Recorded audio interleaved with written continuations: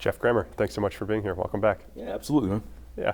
Now we've caught up the last 3 years after the NCAA basketball tournament. Obviously, it's still going on, but the Lobos have been eliminated. We just ran through the year that was leading into this. I'll get to that with you in just a few minutes here. We also heard from the new coach, Eric Olin. You were at his introduction this week, and you had him on your podcast Talking Grammer earlier this week too. He sounds excited. What should Lobo fans know about him? Smart. I mean, he knows his wife. It's funny, at the introductory press conference, I had already had him on the podcast, as you mentioned, so I talked to him for 40 minutes. I didn't have much to talk to him about at his press conference, so I saw his wife sitting to the side, and I went and talked to her for 25 minutes. I said, all right, give me what do we really need to know about this guy? And she said, he's a bit of a nerd. He can figure out a Rubik's Cube. He talks about numbers all the time. And that's the kind of stuff that I think Lobo fans are actually going to see. Maybe not the Rubik's Cube part, but like, he is really into numbers. He is really into efficiency. He wants to put players on the floor that complement each other statistically. He wants to put them on spots on the floor, and everything he's doing is with some calculation involved. It is not just let's roll the ball out there and hope we have the best athletes. It is guys that can shoot three-pointers. Lobo fans should know that his UCSD, UC San Diego teams, where he came from, some of the highest three-point rates in all of college basketball. They shoot more three-pointers than most teams in the entire country. And there are 364 Division I teams. His teams are consistently in the top 10 or 20 in how many three-pointers they shoot. And the obvious part of that is the math is 3 points are worth more than 2. So they're going to shoot a lot of threes. It's sort of what modern NBA basketball is about. It is modern basketball is going that way. He is all about where the math on the floor works is what he is going to try and attack. As he said, maximize what we're good at, minimize our deficiencies, and don't do that. If we're not good at this, let's not do it. One example of that Lobo fans should know is this past year when he went 30-5 at UCSD, pretty small team. He had 4 starters that were Division II transfers. Well, because he was small, he knew he wasn't going to win many rebounding battles. So instead of trying to beat tougher, bigger teams in rebounding, he just kind of changed their defense in their matchup zone defense to try and, on the perimeter, steal the ball before they ever got it inside. And they were number 2 in the country in steal rate because of it. So he will figure out what his roster is good at and bad at and then try and adjust based on that.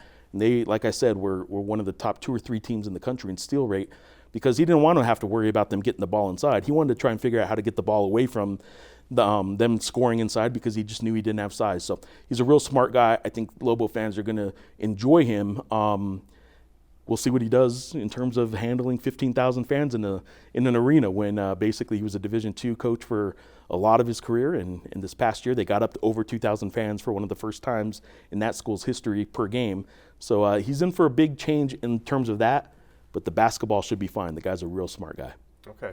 Yeah, I mean, it sounds like he had a pretty good thing going at UC San Diego. Why did he decide to come here in particular? Yeah, it's interesting because basketball, there's a lot of jobs in the country, right, that kind of be a vagabond a little bit, like just job to job hopping around. Newspapers sometimes are that way. You could spend a couple years in the newspaper, then go to another one. Coaching, especially when you're an assistant and especially when you're at Division II, you get fired every couple of years or you move on to another job every couple of years.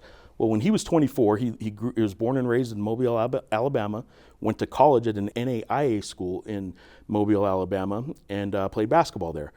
He was 24 years old. His former basketball coach there got a job at UC San Diego and asked him, hey, do you want to come be an assistant coach? So he moves at the age of 24 thinking I'll be here a year or two, then I'll probably get fired. Told his girlfriend at the time, who is now his wife, don't even move out here because I'm probably getting fired at the end of the year. Coaches move around all the time. Well, after 5 years of that, they said, okay, this long distance thing isn't working. I'll move out there. It is one of the most unique things in college basketball that he, at the age of 24, spent 21 years at the first job he got. The first coaching job he ever had in his life was UC San Diego, and he was there until Sunday when he accepted this Lobo job. The reason he decided to come to New Mexico, I think it's fair to say the really obvious reason was he was getting paid $345,000 in base salary at UC San Diego. He's now getting paid $1.2 million annually at UNM. But the other part is he for a few years now has sort of been at a point, he's 44 years old, and I think through the late 30s especially and into his early 40s, he was sort of at a point where I think a lot of people get where they want to challenge themselves. And he genuinely wants a bigger opportunity, a bigger challenge.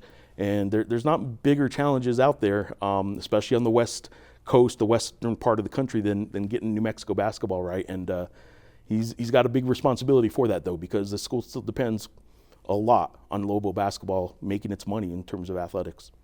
I hate to ask this so early on, but after spending 20 years at a program, coming to a new place, do you see him spending a long time here, or could this just be the first rung on a ladder up the NCAA ranks? It could be. First of all, we don't know. I think a lot of people when a coach moves on, like Richard Pitino just did, a lot of people say, well, what are we anymore? Just a stepping stone kind of job. What is this? The reality of New Mexico basketball is since the 60s, the modern era of Lobo basketball started in 1966 when the pit opened and Bob King was coach. In this modern era, since the mid-60s, there have been 3 coaches that moved on to better jobs. It was Dave Bliss, and he spent a decade as the Lobos coach. It was Steve Alford, went on to UCLA, and he spent 6 years as the Lobos coach. And then it was Richard Pitino, who went on to the Big East and Xavier, and a bigger payday. And that was after 4 years, and all of them won multiple championships. So if this is a stepping stone like those jobs were for those coaches, then the Lobos are probably going to have a couple more championships, a couple more NCAA tournaments, and it could be that he just moves on. Nobody really knows because he has a 21-year coaching record that was all at one place. So the fact that he's even here is sort of the anomaly right now. Will he move on? It could be. We'll find out. This is a new era of college basketball where even the players are moving on every single year. And that's part of his challenge is he has to now recruit an entire roster at a level of basketball that he's never coached at before. So that'll be one of the challenges. But if they have success here, like some people think he is capable of having, yeah, he might move on, but I'll bet you it'll be after a lot of really good success. Okay, yeah. We're all excited to see what he can do. Let's talk about Pitino for a minute. When we sat here last year, you told me Pitino was happy. I mean, that was consensus among everybody around the team. Was it just the money? Obviously, that's a huge, for anybody, it's hard to turn that down. But what else about the Xavier job was too hard to pass up for him? A couple things. Since last year, and last year, while he was still happy at New Mexico, he did talk and was a finalist at Louisville. There's a job opening at Louisville, and he had coached there before. Pat Kelsey ended up getting it, and they did great. But he did talk with another job there. Would have got paid a lot more money, too.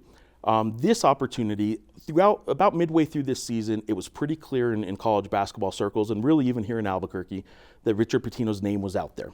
And it was out there because while he didn't tell his agent, hey, go find me another job, he made it clear to his agent, if there's an opportunity, let's explore it. I'll take calls. Part of that has to do, I really think a big part of it, to be honest, is the Pac-12 Mountain West split up. There are five Mountain West teams that are leaving at the end of July 1st, 2026. So at the end of this coming season, they're going to reform the Mountain West, or go reform the old Pac-12. The Mountain West that is left, including New Mexico, which basically got left behind, is going to be a much less, certainly football conference. The basketball conference will be a lesser conference as well. And coaches don't want to be in leagues that are considered one-bid leagues. That means the only way you get to the NCAA tournament is if you win your conference tournament. There is a fear that the Mountain West may become that with the separation of the teams. San Diego State, Utah State, Colorado State, Boise State are all leaving to help rebuild the old Pac-12. And a big part of him leaving had to do with uncertainty about the future, stability of NIL. He is getting now in the Big East an opportunity where the NCAA is about to have revenue sharing. And you can give money, the schools now directly can give money to their athletes. Well, at every school that has a football team, the bulk of that money is going to go to football. Big East schools, like Xavier, where Pitino went, don't compete with football. All that money gets to go to the sports they do have, which is predominantly men's basketball. And I think he is going to have at his disposal, I would guess, $5 or $6 million to pay athletes to come play for his team, whereas New Mexico, which has a very good NIL relative to the Mountain West and out west, might be in the $3 million range or less. So he probably at least doubled the money he has available to buy a roster. That's part of it. But he also tripled his salary. So that's a big part of it too. Okay. What's his legacy here now that he's gone? I'll tell you what, man, his legacy, and part of his legacy I think was formed yesterday. He had his introductory press conference at Xavier University. And he took time not just to say, I think my previous employer had a good time at New Mexico. He took the time, and there's a clip of it on social media. I would recommend anybody interested in it. Some people don't want to hear from the old coach. But I would recommend people find this clip. It is him basically saying, I was 30 years old. I had a good season at FIU. I went to Minnesota of the Big Ten. 30 years old, didn't win as much as I had hoped, but I spent 8 years there, and I got fired. I was 37, 38 years old. I got fired, and I got humbled. It was sobering. I was down. New Mexico was the best thing that ever happened to me. They called me and offered me a job. I'd been there one time for a game in the Elite Eight. My dad beat West Virginia to go to the Final Four in the pit.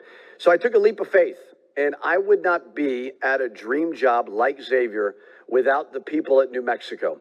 The fans, they treated my family so very well. The administration, whether it was Eddie Nunez, Fernando Lova, the new athletic director, they believed in me. Garnett Stokes, our president, believed in me. And I learned, in order to succeed at the highest level, you cannot do it alone. And so many people there helped me win those conference championships, helped me go to back NCAA tournaments, and I'm truly, truly grateful for them. It was very, very emotional and hard to say goodbye to so many special people. If he was just paying lip service, he went above and beyond what most coaches do when they thank their previous employer. Yeah. So I think to your question about legacy, he won a couple championships. He rebuilt a program that was a decade drought from the NCAA tournament, but he also showed a whole lot of gratitude in doing so, which was a big difference from about 12 years ago when Steve Alford left for the UCLA job. It kind of came across in a lot of people's minds more as, hey, look, UCLA is better. How could I turn it down? As opposed to, yes, I'm leaving Xavier and it is a better opportunity, but you guys helped me so much. I think his legacy is going to be remembered very fondly here. Well, good. Yeah, that is nice to hear. Now, as for the players, 8 of them are going to the transfer portal, including Donovan Dent, Mustafa Amzil, True Washington. Is this just because Pitino's leaving? Obviously, NIL money has a lot to do with it, but where do the Lobos go from here? Losing that many players in 1 year. I'll tell you right now, by the time this airs, the roster could be at 0.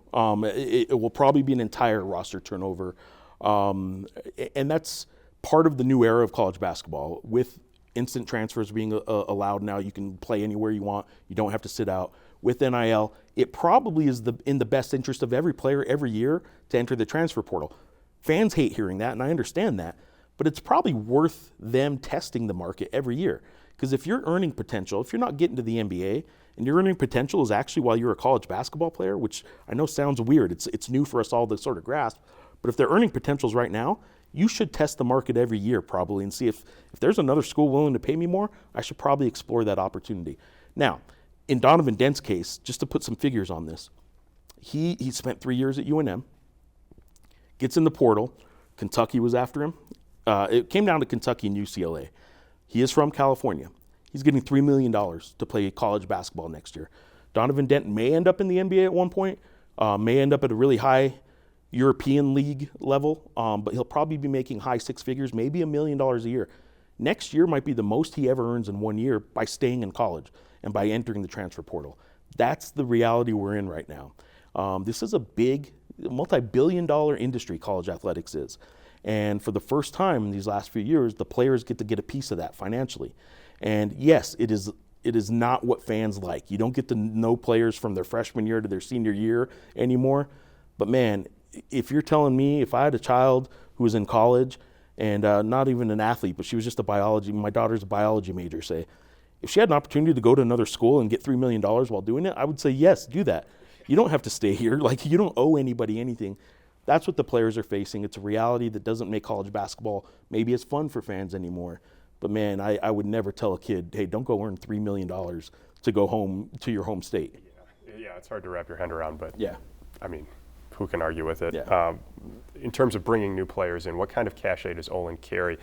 Are players aware of his coaching philosophies, and is that enough to give guys an idea that I want to come here, maybe build up my name a little bit? Yeah, the easy answer and the safest answer, I won't pretend to know more than I do. The safest answer is we're about to find out what his reputation really carries, all that kind of stuff. I will say this: at UC San Diego, he didn't have NIL money. He did start a team this past year with 4 Division II transfers. He made one of them the Big West player, developed him, I shouldn't say he made him. He developed him into a Big West player of the year, a guy who might end up from New Zealand, played at Hawaii Hilo Division II team, and may end up playing in the NBA. And he developed these guys into that. But he wasn't out there saying, hey, we can pay you $300,000 if you want to come play for us.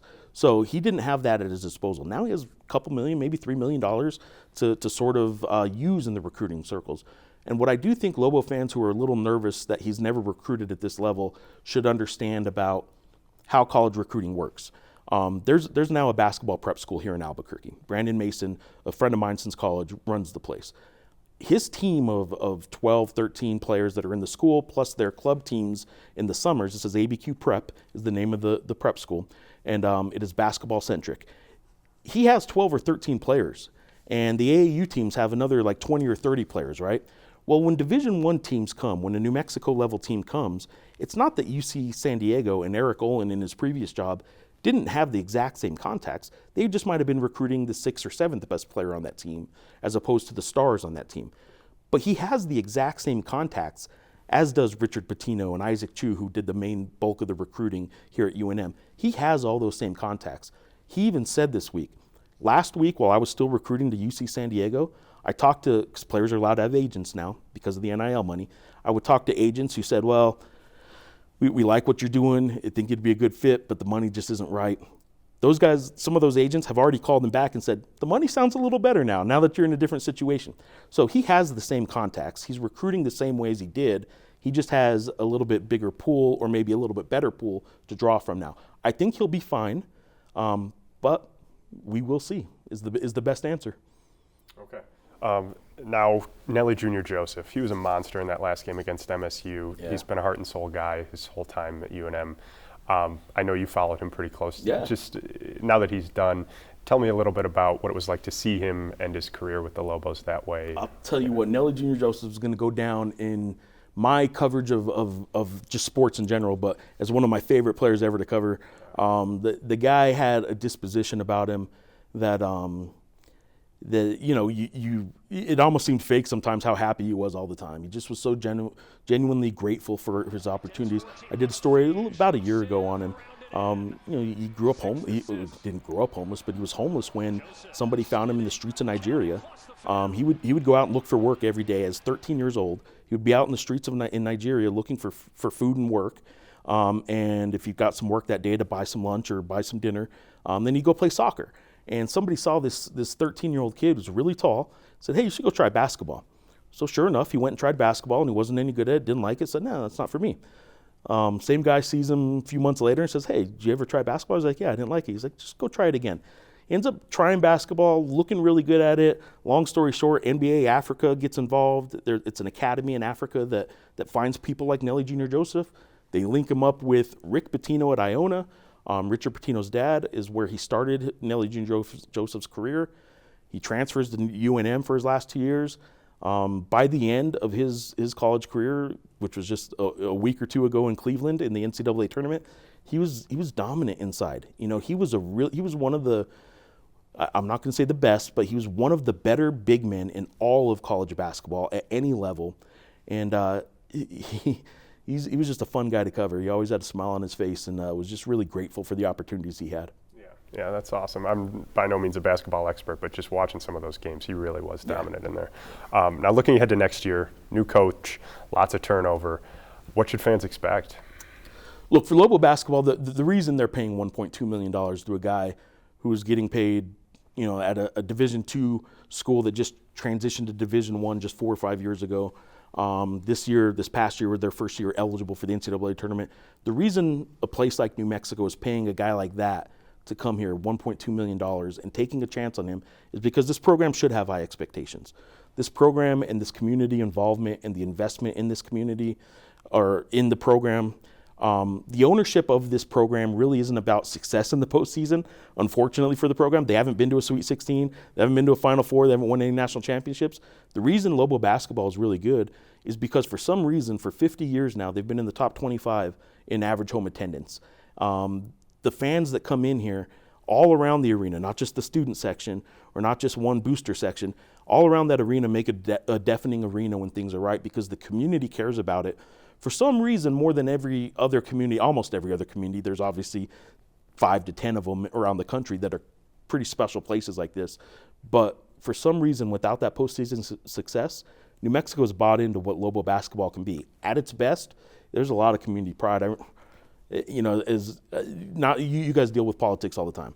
I rarely do. But a year ago, when they went to the NCAA tournament, they had a little ceremony for the Lobo basketball team downtown, and Tim Keller kind of said, I don't think he realized how honest a comment he made. He said, man, there's nothing I can do to make morale around Albuquerque any better than what you guys did going to the tournament. And he was probably pretty right. Like, I think there were a lot of people just genuinely happy watching a good Lobo basketball team.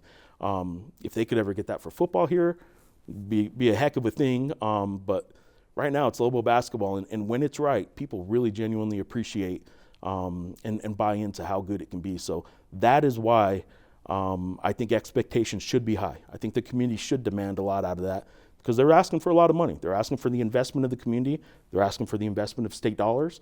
They're asking for the investment from student fees and all that stuff. If you're asking for all that, like, you better deliver. So there's some pressure on the new guy, but I think fans should expect it to be a pretty good team. Nice. All right, well, we're looking forward to it. Jeff Grammer, thanks so much for being here. I appreciate it. Thanks.